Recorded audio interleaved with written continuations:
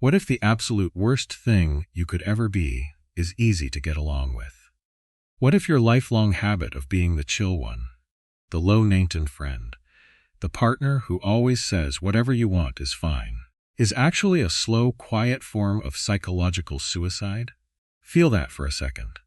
Think about the last time you sat at a dinner table, exhausted, desperately wanting to go home, but someone suggested ordering another round of drinks. You smiled. You nodded, you said, "Sure, sounds great." But beneath that polite smile, inside the center of your chest, there was a heavy, sinking stone of resentment. A tiny, almost imperceptible flash of hatred. Not just for them, for yourself. Look, we are taught that adaptability is a profound virtue. We are conditioned from childhood to believe that being accommodating makes us lovable. It does not. It makes you convenient. Let me tell you what is actually happening in your body and your mind when you constantly swallow your own preferences. When you relentlessly compress your own desires just to keep the peace in the room. You think you are keeping the peace. You are not. You are simply moving the war from the outside world into your own nervous system. You are taking the natural friction that should exist between two distinct human beings, and you are absorbing all of it into your own body. This is why your jaw clicks when you wake up in the morning. This is why your neck is chronically stiff. This is why you feel a low-grade, vibrating anxiety in your stomach every single time your phone buzzes. Because you are terrified of what the world will ask of you next, knowing full well you have entirely lost the ability to say no. You have become a vacuum, a void that exists primarily to absorb the sharp edges of other people's personalities. And the great tragedy of modern life is that society praises you for this self-erasure. Oh, Sarah is so easygoing. John never complains. He is the best. They hand you a medal for your own disappearance. But here is the strange, uncomfortable truth. You are not actually easygoing. You are just heavily defended. You are using extreme agreeableness as a brilliant, tragic survival strategy. It is a shield designed to prevent anyone from seeing you, judging you, or rejecting you. If you have no edges, no one can cut themselves on you. But if you have no edges, you also have no shape. The Swiss psychiatrist Carl Jung observed something terrifying about this exact pattern of human behavior. He borrowed a very heavy, ancient word from the Greek philosopher Heraclitus, Enantiodromia. It means the inevitable emergence of the unconscious opposite. It is a fundamental law of psychological nature that states that a superabundance of any force inevitably produces its exact opposite. If you pull a pendulum entirely to the side of pure, blinding light, you do not banish the dark, you simply guarantee that the pendulum will swing back into sheer, absolute darkness with the exact same violent momentum. Think about this in your own life. Think about the most accommodating, sweet, chronically self-sacrificing people you know. The ones who never ask for a single favor. Have you ever noticed the bizarre, suffocating aura of guilt they project onto a room? Have you ever noticed how, over the years, their polite silence becomes heavily weaponized? They don't scream, they sigh, they don't demand, they become martyrs. Jung understood that the harder you try to be a flawless saint in your waking life, the more you feed a terrifying devil in your unconscious shadow. When you spend your 20s and 30s being the low-maintenance partner, you are quietly stockpiling a massive, volatile reservoir of resentment. You are building a shadow-tyrant inside your own psyche. You think you are being generous by letting your partner pick the movie, the restaurant, the vacation destination every single time. But Enantiodromia is waiting. One day, the dam breaks, the switch flips.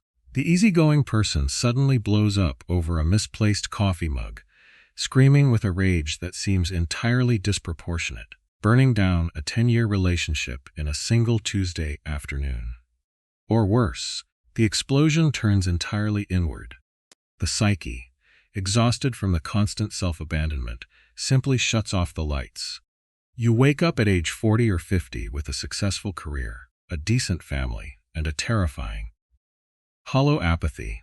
You feel absolutely nothing. You look at your life and realize you did not design a single room in the metaphorical house you are living in. You let everyone else pick the paint colors. You let everyone else buy the furniture. And now, you are suffocating in a home that does not belong to you. People who are chronically easygoing often deeply misuse Eastern philosophy to justify their own cowardice. They read a quote on the internet. They hear about the Taoist concept of water. Water flows, water adapts, water takes the exact shape of whatever container it is poured into. So, the easygoing person smiles and says, I am like water. I just go with the flow of the universe. This is a lie. It is a gross fundamental misinterpretation of the Tao. Water does not apologize. Water does not shrink to make the riverbank feel more secure in its masculinity or femininity. Water flows, yes, but it also possesses an immense, undeniable, terrifying physical weight. If a solid rock stands in its way long enough, water does not politely ask to go around forever. It carves directly through the solid stone. It destroys the mountain. True fluidity requires immense internal gravity. When Zen masters speak of emptiness or Shoshin, the beginner's mind, they are not talking about being a human doormat. They are not telling you to let people walk all over your dignity. They are talking about a state of profound psychological clarity, where your ego is no longer desperately trying to manage other people's perceptions of you. When you are truly rooted, like the ancient, gnarled pines clinging to the side of a harsh mountain, you bend in the violent wind, but your roots are fiercely, violently gripping the earth. You know exactly where you end, and the world begins. The chronically easygoing person has no roots whatsoever. They are not flowing like water. They are blowing like dust. So, what is the antidote to this invisible poison? It requires a radical, almost unthinkable paradox. If you want to heal, you must learn the profound art of being difficult. You must embrace the absolute necessity of disappointing people. This is going to sound deeply uncomfortable. Good, let it. You need to stop doing the inner work of trying to process your frustrations in utter silence. For the chronically accommodating person, doing the inner work is often just a fancy spiritual excuse for self-violence. It is a way to avoid the messy, terrifying reality of having a rigid boundary in the real physical world. You sit on a cushion and meditate to calm your anger. When your anger is the only sane, healthy mechanism inside of you, screaming at you to stand up for yourself. Stop meditating away your boundaries. Stop journaling about how you need to be more forgiving of people who constantly disrespect your time. Start letting the friction exist in the room. When someone asks you where you want to eat, and your default habit is to say you don't care, stop. Dig deep, find a preference, and pick a place anyway. Claim space. Occupy reality. Say the word no without offering a 3-minute, stammering, pathetic apology. Just a calm, flat, unadorned no. That doesn't work for me. The first time you do this, your heart will pound against your ribs. Your throat will close up. You will feel an overwhelming, sickening wave of guilt, as if you have just committed a terrible, violent crime. Because to your traumatized nervous system, prioritizing your own existence feels like an act of war against the people you love. You must walk directly into the center of that guilt. You must sit quietly in the fire of their disappointment. Let them be mildly annoyed. Let them frown. Let them realize that you are not a customized vending machine built solely for their emotional comfort. Here is the beautiful, hidden truth about disappointment. When you finally allow yourself to disappoint someone, and the world does not end, you experience a terrifying kind of freedom. You realize that your relationships were actually strong enough to survive your authenticity. And if they weren't, what if a friendship shatters entirely simply because you finally stated a preference? Then I need you to hear this very clearly. It was never a friendship. It was a hostage situation. You were simply paying the ransom every single day with your own vitality. We have to look closely at the concept of the persona, another brilliant framework from depth psychology. The persona is the mask you wear. It is the social skin required to function in society. For the low-maintenance person, the mask is painted with a permanent, placid, unbothered smile. But a mask is strictly meant to be taken off when you come home. The tragedy occurs when the mask is worn for so long that it grows directly into the flesh of the face. You forget where the easygoing character ends and your actual, breathing soul begins. You sit alone in your car, gripping the steering wheel, staring at the rain hitting the windshield, and you realize you cannot even articulate what you actually want out of your own brief time on this earth.